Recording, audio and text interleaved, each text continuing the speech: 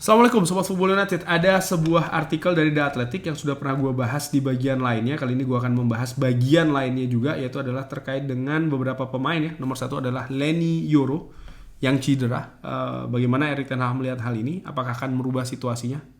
Erik ten Hag mengatakan tidak, ini tidak akan merubah segalanya. Kita memiliki sebuah rencana dan kita akan terus bersama dengan rencana itu. Ide ini adalah bagaimana Manchester United tetap akan mendatangkan center back apapun yang terjadi dengan Leny Yoro. Jadi Leny Yoro cedera ataupun tidak cedera, Manchester United tetap akan mendatangkan satu center back lagi. Dan Leny Yoro pun gue lihat juga tidak langsung mungkin akan diplot sebagai pemain inti, pemain andalan di lini belakang ya, karena dia masih usia muda, masih butuh waktu untuk berkembang, beradaptasi juga. Dan Manchester United berinvestasi juga dengan angka yang cukup tinggi. Bukan hanya valuasi yang tinggi, tapi juga bagaimana berinvestasi dengan cara mendapatkan Leny Yoro, di mana ya kesulitan juga cukup besar ya, karena yang dihadapi pada saat itu adalah Real Madrid. Tapi Manchester United berhasil memenangkan perburuan untuk mendatangkan pemain muda Prancis ini. Nah, menurut gue Manchester United tetap memiliki rencana bagi Leny Yoro ya. Artinya walaupun dia cedera saat ini, lalu dia akan kembali, dia akan diberikan waktu kesempatan untuk beradaptasi. Artinya apa? Akan ada pemain lain yang dijadikan pemain inti, dijadikan pemain andalan, pemain vital di lini belakang, center back utamanya sebelah kanan. Gue melihat misalnya Lisandro Martinez akan diplot sebagai center back sebelah kiri, lalu sebelah kanan mungkin akan ada Harry Maguire ya. Ataupun misalnya saat ini Manchester United dikaitkan secara kencang kepada Matthijs de Ligt ya kan, yang bisa jadi memang akan diplot sebagai pemain utama di posisi center back, utamanya center back sebelah kanan. Situasi lainnya yaitu adalah terkait Marcus Rashford. Ini menarik, Marcus Rashford musim lalu nggak banget penampilannya, tapi di 2 musim sebelumnya dia tampil secara luar biasa dengan mencetak 30 gol di 1 musim. Erik ten Hag mengatakan kalau untuk mendapatkan posisi kurang lebih ya, dia harus berjuang untuk hal itu ya. Tapi kita bukan robot, kita juga kita juga berurusan dengan manusia dan segalanya ya, semuanya tidak selalu dalam situasi yang terbaik. Tapi dia harus membuktikan di titik ini. Kita akan mengatur kondisi dan sebenarnya dia ini sangat mampu untuk melakukannya. 2 musim sebelumnya dia mampu mencetak 30 gol. Jadi ketika vibe ataupun situasinya ini tepat, dia memiliki potensi yang sangat tinggi. Ya, gue sepakat ya, bagaimana Marcus Rashford ini diberi kesempatan pertama kali di zamannya Louis van Gaal, lalu di situasi Jose Mourinho, Ole Gunnar Solskjaer, Ralf Rangnick, dan juga dengan Erik ten Hag, dia selalu menjadi bagian di tim utama Manchester United. Ada ups, ada down, tapi secara teknis ya, bukan cuma pendapat gue, tapi juga bagaimana Marcus Rashford ini selalu diberikan kesempatan. Artinya memang ada potensi yang dilihat oleh pelatih-pelatih sebelumnya di Manchester United, termasuk juga pelatih saat ini yaitu adalah Erik ten Hag. Tinggal bagaimana Marcus Rashford ini bisa memperbaiki penampilannya. Gua selalu berpendapat dan gua akan memegang pendapat tersebut ya, bahwa sebenarnya secara teknis Marcus Rashford ini pemain yang bagus. Dia memiliki kapasitas, kapabilitas dan juga teknis yang bagus. Hanya saja pemain ini ya situasinya lebih ke non teknis. Ketika dia happy, ketika dia enjoy, menikmati sepak bola ya, atmosfer positif, dia akan tampil luar biasa. Tapi sebaliknya, ketika tim ini tampil buruk, ketika dia berada dalam tekanan ya, under pressure, sering sekali justru ini yang menjadi penghambat penampilan dari Marcus Rashford. Kalau ada yang mengatakan bahwa Marcus Rashford ini pemain yang tidak bagus, yang bla bla bla, bukti bahwa 2 musim lalu dia mencetak 30 gol 1 musim. Ini luar biasa loh. Tidak banyak pemain di Premier League utamanya bisa mencetak 30 gol dalam 1 musim, tapi Marcus Rashford mampu melakukannya.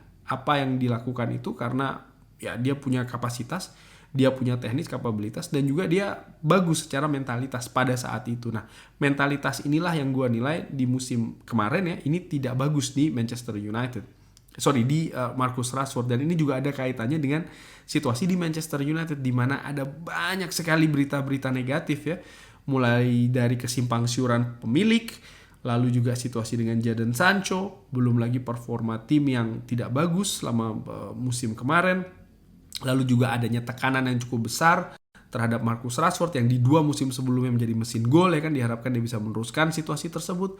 Belum lagi situasi sistem permainan yang sedikit berbeda, di mana 2 musim yang lalu Marcus Rashford merupakan tumpuan untuk mencetak gol, tapi musim lalu tidak, ada pemain lain ya kan, Rasmus Højlund, dan hal tersebut akumulatif dan menghasilkan penampilan yang buruk bagi Marcus Rashford. Saat ini gue harapkan ada perbaikan.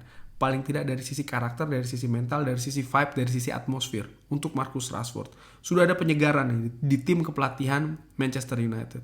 Sudah ada kejelasan Manchester United tetap akan bersama dengan Erik ten Hag.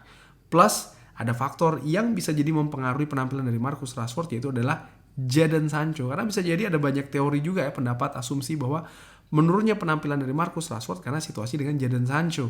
Nah saat ini Jadon Sancho sudah positif, tetap berada di Manchester United, segalanya sudah membaik ya, dan mudah-mudahan ini bisa memperbaiki penampilan dari Marcus Rashford. Gua secara ringan amatiran, gue cuma fans yang ringan amatiran, tapi gue selalu mendukung pemain yang memang ingin bermain di Manchester United. Ketika pemain itu berbaju Manchester United, berlambang Manchester United ya gue selalu mengharapkan pemain tersebut bisa berkontribusi secara maksimal untuk Manchester United. Jadi gue tidak berpendapat Marcus Rashford ini buang saja, jual saja, bla bla bla. Enggak. Gue sebagai fans, sebagai supporter gue dukung Marcus Rashford selama dia ingin bermain di Manchester United. Tinggal sekarang bagaimana dia membuktikan bahwa dia ini layak berbaju Manchester United. Itu saja sih menurut gue ya.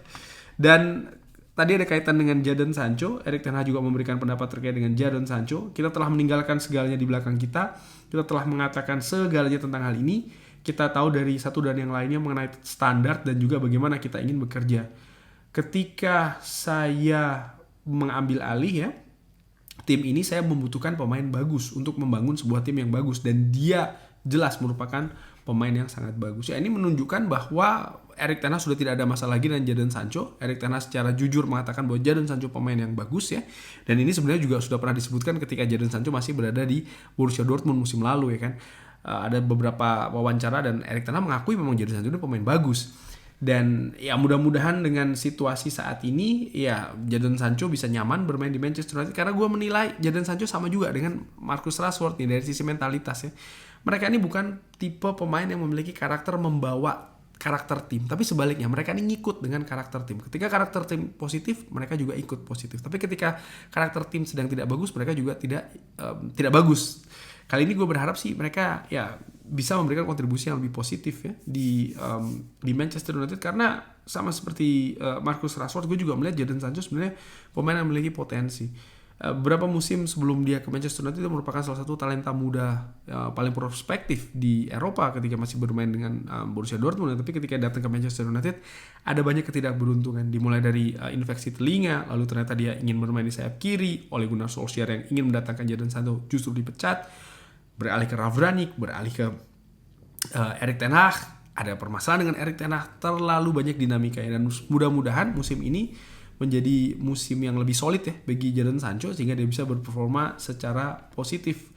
Dan ada juga terkait dengan pemain muda, Erik ten Hag mengatakan bahwa kita butuh untuk membangun. Saya pikir mereka merupakan pemain Manchester United yang sebenarnya mereka memiliki faktor X tapi mereka masih sangat muda. Mereka sudah memiliki pengalaman untuk memenangkan sebuah trofi dengan pemain muda. Jadi ini akan ada naik dan juga turun, dan kita harus menyadari hal tersebut. Kadang-kadang ya mereka akan mengalami masa-masa sulit ya, masa-masa penurunan, dan ini tentang bagaimana mereka memiliki karakter untuk kembali dan untuk mencapai level yang lebih tinggi lagi. Ya, pemain muda pasti akan diberi kesempatan oleh Erik ten Hag, karena memang Erik ten Hag selama 2 musim pertama sering sekali memberi kesempatan kepada pemain muda. Permasalahannya adalah ketika pemain muda ini tampil bagus, sering sekali dipuji setinggi langit, tapi ketika mereka tampil jelek langsung dijatuhkan sampai ke dasar bumi yang paling dalam bahkan. Jadi menurut gue ini bukan situasi yang positif, yang bagus bagi perkembangan pemain muda. Harus disadari bahwa mereka adalah pemain muda.